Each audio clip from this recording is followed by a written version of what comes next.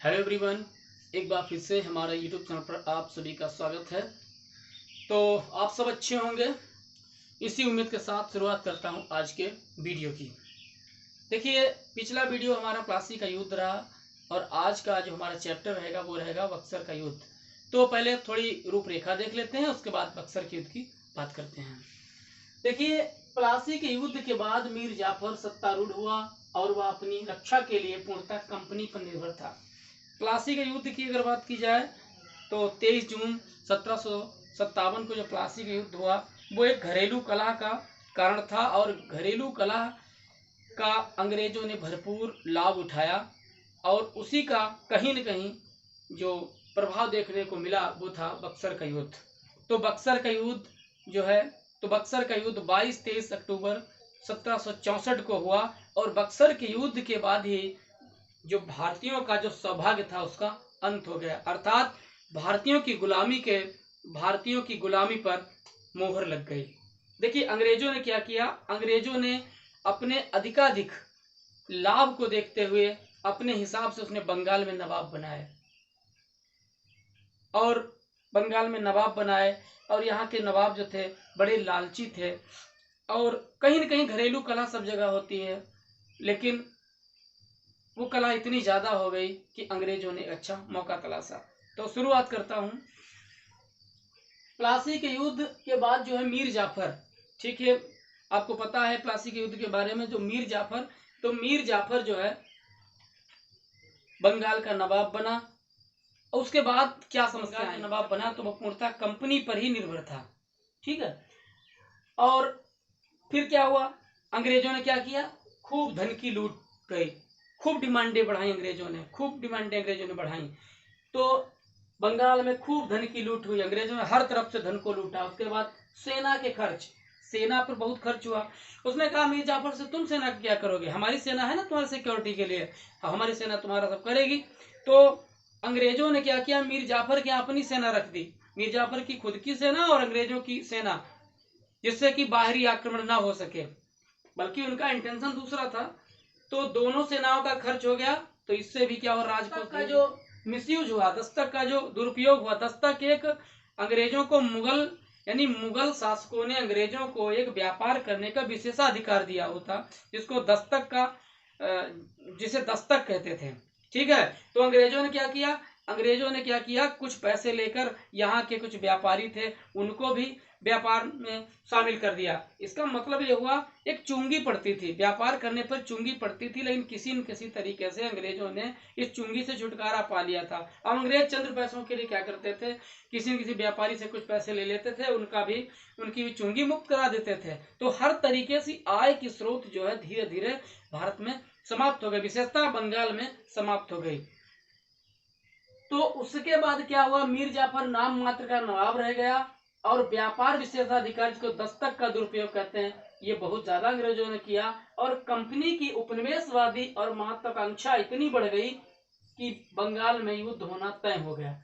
अब उपनिवेश क्या है, उपनिवेश का मतलब होता है कॉलोनिज्म।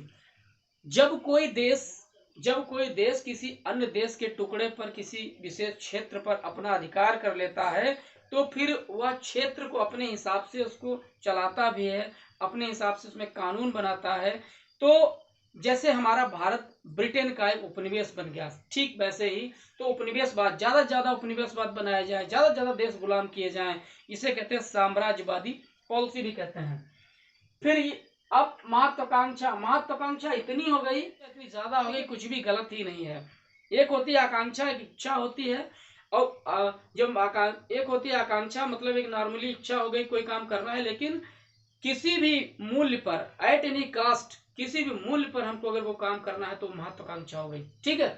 तो अंग्रेजों की महत्वाकांक्षा बढ़ती गई क्योंकि अंग्रेजों ने भारतीयों की कमी को अच्छे से समझ लिया था।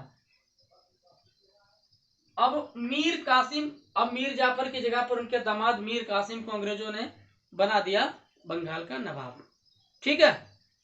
अच्छा, मीर जाफर क्या था, मीर जाफर ये सब चीजें जानता था क्योंकि मीर जाफर बंगाल से पहले से ही वाकिफ था, क्योंकि वो नवाब सिराजुद्दौला का सेनापति भी रहा। मीर कासिम की योग्यता से अंग्रेजों को भय इसलिए हुआ क्योंकि मीर कासिम ने क्या किया, जितना भी मीर जाफर ने अव्यवस्थित कर दिया था उतनी व्यवस्थाएं उसने बहुत जल्दी की। उसने अपनी सेना को सुदृढ़ करना शुरू किया। उसने टैक्स है थोड़े कम किए, कहीं ज्यादा किया, जो जैसा करना था वैसा किया। हर तरीके से उसने क्या किया, हर तरीके से उसने अपनी बंगाल को मजबूत करना शुरू कर दिया। और कहीं न कहीं अंग्रेजों की भनक लग गई कि अगर ये ज्यादा दिन टिक गया तो हमारी मंशा पर पानी फिर जाएगा।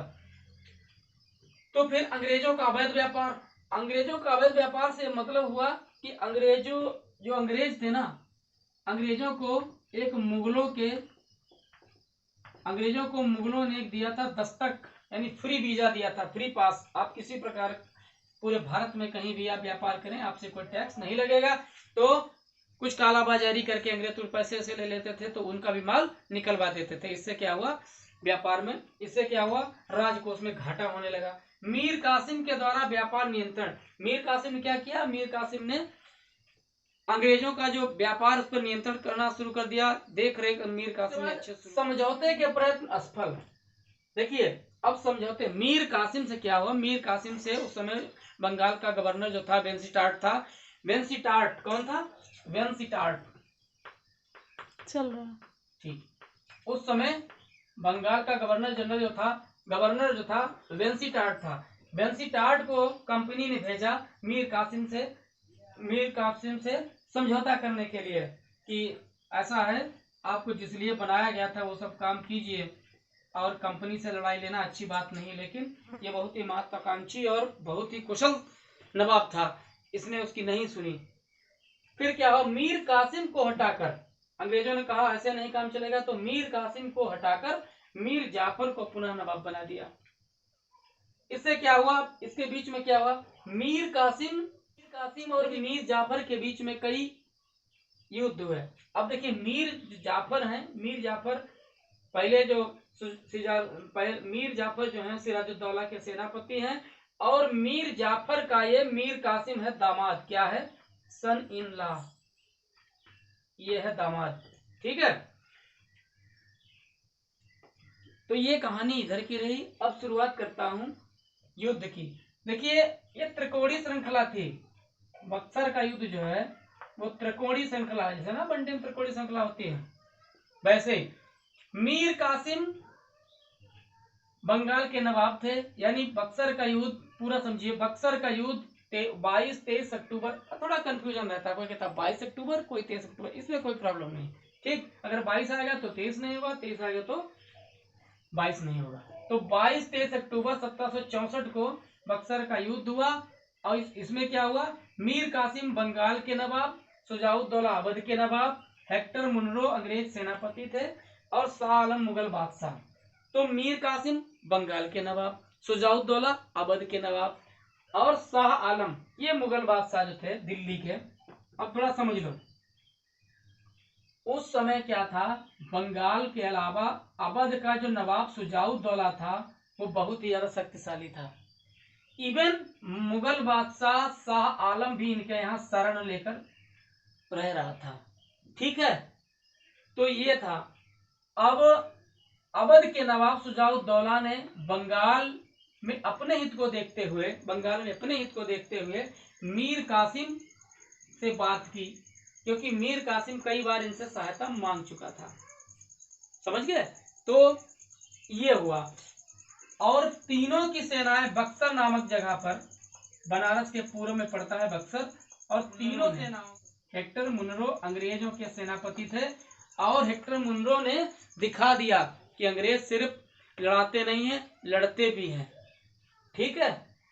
तो इस तरीके से युद्ध हुआ। लोग एक तरफ थे, इनकी संयुक्त सेना थी, और अंग्रेज अकेले थे, और उनके सेनापति थे हेक्टर मुनरो। हेक्टर मुनरो ने बड़ी बहादुरी के साथ तीनों सेनाओं के सेनापतियों के साथ युद्ध किया और तीनों सेनाओं को पराजित किया। मीर कासिम युद्ध से गायब हो गए, मीर कासिम गए। परिणाम क्या हुए, क्लाइव पुनः बंगाल का गवर्नर। देखिए पहले तो जब युद्ध हुआ, जब बक्सर का युद्ध हुआ, अगर उस समय जब बक्सर का युद्ध हुआ तो गवर्नर कौन था उस समय, वेंसिटार्ट, ठीक। तो अंग्रेज बड़े चालाक थे, अंग्रेज बड़े होशियार थे। उन्होंने क्या किया कि रॉबर्ट क्लाइव यहाँ रह चुके हैं, क्योंकि प्लासी के युद्ध में बड़ी वीरता से रॉबर्ट क्लाइव ने कूटनीति से सब मीर जाफर को अपनी तरफ मिलाया था। तो कंपनी ने क्या किया, फिर से रॉबर्ट क्लाइव को ही बंगाल का गवर्नर बना दिया। फिर क्या, बंगाल का नवाब मीर जाफर वही था, ठीक, बंगाल का नवाब मीर जाफर फिर से नवाब बना दिया, वही नाम मात्र का नवाब, नाम मात्र का नवाब बना दिया गया। और 1765 में ये बूढ़े हो चुके थे, तो 1765 में क्या हुआ, मीर जाफर की मृत्यु हो गई और उनके पुत्र नजमुद्दौला, जो कि अभी अल्प वयस्क था, 18 से नीचे था, उसको नवाब बना दिया गया। अब उसकी सुरक्षा के लिए, उसकी सुरक्षा के लिए 5 लाख रुपए अंग्रेज, 5 लाख रुपए अंग्रेज लेते थे वार्षिक। उस समय 5 लाख रुपए अंग्रेज वार्षिक लेते थे, क्योंकि अंग्रेज ज्यादातर, आगे जब हम आपको और जब हम आगे आपको और भी युद्ध के बारे में बताएंगे, जब मराठाओं की बात करेंगे, उसमें भी अंग्रेज हमेशा क्या करते थे, अल्प वयस्क को ही नवाब बनाते थे। बच्चा उसको नवाब बना दिया, कहने के लिए नवाब, उसको संरक्षण के लिए अपनी सेना और उसका खर्चा। इलाहाबाद की जो प्रथम संधि हुई उसमें वो शाह आलम के साथ हुई। इलाहाबाद की दूसरी संधि हुई वो शुजाउद्दौला जो कि अवध के नवाब थे इनके साथ हुई। अब इनके साथ इस तरीके की संधियां हुई कि निश्चित रूप से अंग्रेजों ने भारत पर अपने पैर जमा लिए, कब्जा कर लिया और भारत के सौभाग्य का अंत कर दिया। तो आज का वीडियो इतना ही, मिलते हैं अगले वीडियो में। नमस्कार, जय हिंद।